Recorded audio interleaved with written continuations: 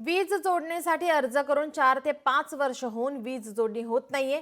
सोलारची निवड झालेल्या शेतकऱ्यांना 5 महिने सोलार मिळत नाही, तसेच पिकाला देखील हमी भाव मिळत नाहीये, असे आरोप आता जालन्यातील शेतकऱ्यांकडून केले जात आहेत। त्यामुळे आता नाईलाजास्तव शेतकऱ्यांना आकडे टाकून वीज चोरी करण्याची वेळ येत असल्याची प्रतिक्रिया आता शेतकऱ्यांनी दिली आहे।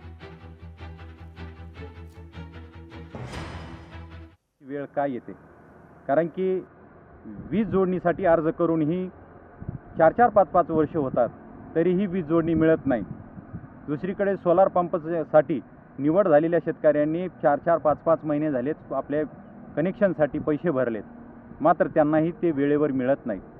त्यामुळे नाईलाजाने शेतकऱ्यांना वीज चोरी सारखा पर्याय वापरावा लागतो आणि त्यातूनही जे हाती पडतंय, पीक हाती पडतंय, त्या पिकालाही हमी भाव नाही।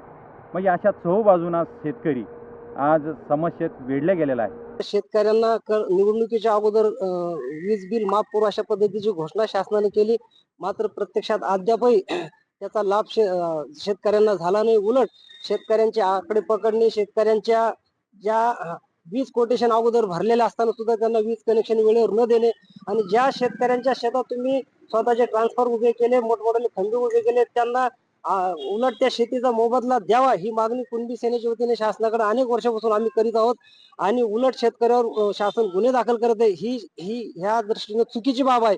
उलट शेतकऱ्यांना शासनाने लवकरात लवकर संपूर्ण वीज माफी करावी अशी कुणबी सेनेच्या वतीने मी मागणी करीत आहे। लोकशाही मराठी ऐका, पहा, जागरूक रहा।